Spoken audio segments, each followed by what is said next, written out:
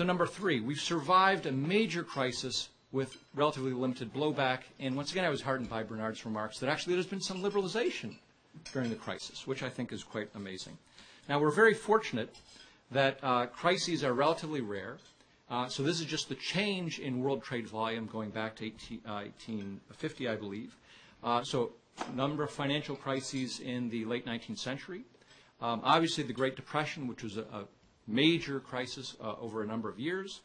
Relatively few in the post-World War II period, although my friend Michael Musa used to say that the International Monetary Fund was designed to manage financial crises, and we've managed to have a lot of them. But actually, when you go back to the late 19th century, there were quite a lot of financial crises. So what's remarkable about this post-war period, or the most recent crisis, which you can see in terms of magnitude of downturn in terms of world trade volume, is incredibly large and compares to at least 1 year of the Great Depression, that during this period, unlike the Great Depression, when about half of the reduction in the world trade volume can be attributed to, or has been attributed to, increased tariffs, quotas, exchange controls, and what have you, that only about 2%, according to the World Bank, of the most recent decline in world trade volume can be attributed to higher trade barriers of one form or another.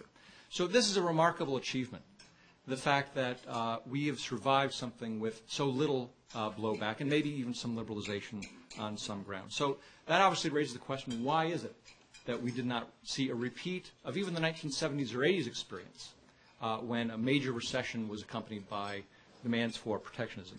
And so here I will plug my recent book, which came out earlier this year, Trade Policy Disaster Lessons from the 1930s, because obviously there's a contrast between the two. And I'll just take you briefly on the message there, hopefully not enough so you don't have to read the book, but the central message, I think, is that there was a trilemma in the 1930s that dictated that certain countries would respond to the shock through greater protection. And the open economy trilemma, as we can think about it during this period, is between the choice of countries in terms of stable exchange rates, stable internal prices, and an open trading system. Now, where did this come from? Actually, this trilemma first came about in Milton Friedman's work. In fact, I found this in Milton Friedman's papers not half a mile from here at the Hoover Institution in an early draft of his famous essay on the case for flexible exchange rates. And this is a draft that was circulating in 1950. And he notes that in John Maynard Keynes' tract on monetary reform, that Keynes noted that macroeconomic policymakers faced a dilemma. And the dilemma was, you could have your central bank target the exchange rate, or you could have the central bank target the internal or domestic price level, but that you couldn't do both. You have one instrument, two targets, you have to choose. And Friedman makes the very wise point in this essay, which unfortunately did not survive into publication in his essays on positive economics in 1953, that this dilemma had become a trilemma, because as a result of the interwar period, countries tried to square the circle by having both stable internal prices and a fixed or a stable exchange rate. And the way they could do that is by limiting international trade, either capital flows or trying to change the trade balance in some way.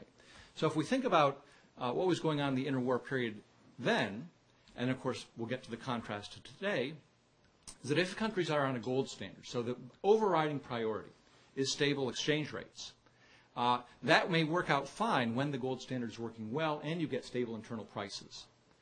But if that doesn't work out well, then you have this dilemma. If you want to stay on the gold standard, you can keep either you can keep trade open, or you have to sacrifice stable internal prices.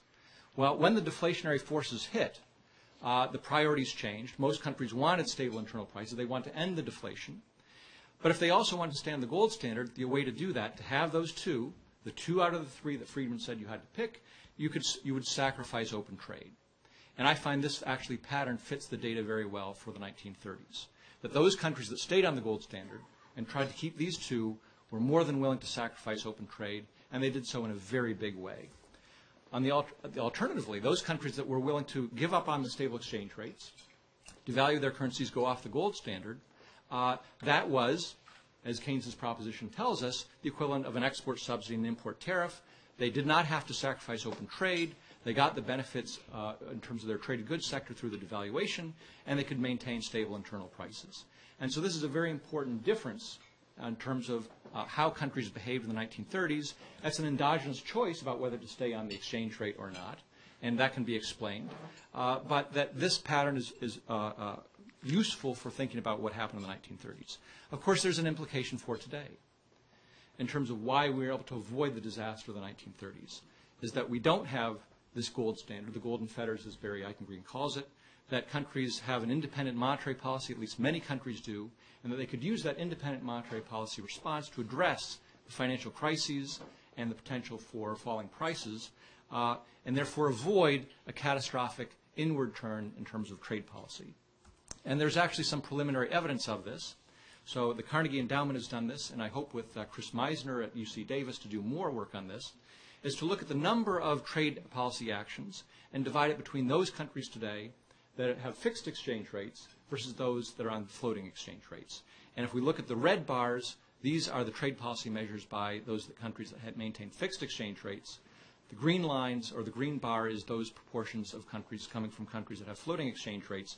And what we can see is in terms of tariff measures, trade defense measures, export subsidies, and what have you, those with fixed exchange rates went much more into these trade measures even in the current day. So I think we have learned, and the regime is quite different from the 1930s, and that has been one help. Obviously, the WTO has been important, but I would suggest that even if we, even with the WTO, if we had this rigidity in terms of the macroeconomic response, there would have been much more pressure to violate the WTO, maybe move up to bound rates or what have you, and we've managed to avoid that. Finally, is Gary, who at least in the morning was pessimistic, in the afternoon was optimistic. In the morning, he did say one of the bright lights or bright signs is that the WTO dispute settlement system is working very well. This is where we fight trade wars today, among lawyers in Geneva, enjoying good meals at fine Geneva restaurants. This is a much better way of fighting trade wars than was done in the 1930s, when countries did not communicate with one another, did not negotiate with one another, but would impose rather quickly trade measures only to evoke a similar response elsewhere.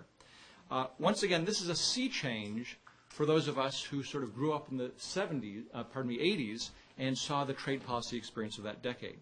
So one of the big articles that had made a huge impact on me during this period was an article by John Jackson, the Journal of World Trade Law, which at that time, and I think it's less so today, was a wonderful journal in terms of trade policy analysis, the crumbling institutions of liberal trading system. And you just have to read this from the late 1970s, an utterly pessimistic view of what was going on in the trading system, both in terms of trade policies, the future of the GATT, the dispute settlement system, and what have you. And once again, we are so far from that world where now the WTO is respected, its mandates are relatively adhered to. We heard from Chad, from his experience at the CEA, that USTR will constantly bring up, we can't do that because it would violate the WTO. That immediately takes things off the table. Whereas in the 1970s, the WTO was just not, GATT rules were just not even thought of as a constraint on what potential U.S. policy would be. The immediate response was, let's negotiate a VER. Let's get an export restraint agreement in there. And even the protests against the WTO that we saw in the late 1990s, early 2000s. Maybe this is because the WTO isn't doing all that much, but the WTO has not been the focal point for a lot of protests the way it has been in the past. Now, of course, there is always pessimism about the WTO, but I don't think we should put the institution above the outcomes in terms of the good trade policies, the expansion of trade that we've seen. And we have to go back to principles and think about, well, what is it that we want from the multilateral system? We should think not what should we do through the WTO, how can we strengthen the WTO? It's what the WTO is doing to support these other things that we want. We want regime openness, which I think we are achieving with the integration of China and India and so many other countries. Trade openness, the low trade barriers that Bernard has been talking about that have been moving downward, as well as trade costs, leading to a more integrated world. Now, we can't seem to accept all this success, all this progress. And I think that represents the fact that we have some fears, some existential fears about this. And these are exactly the same fears that John Stuart Mill faced when he had his nervous breakdown in the 1850s.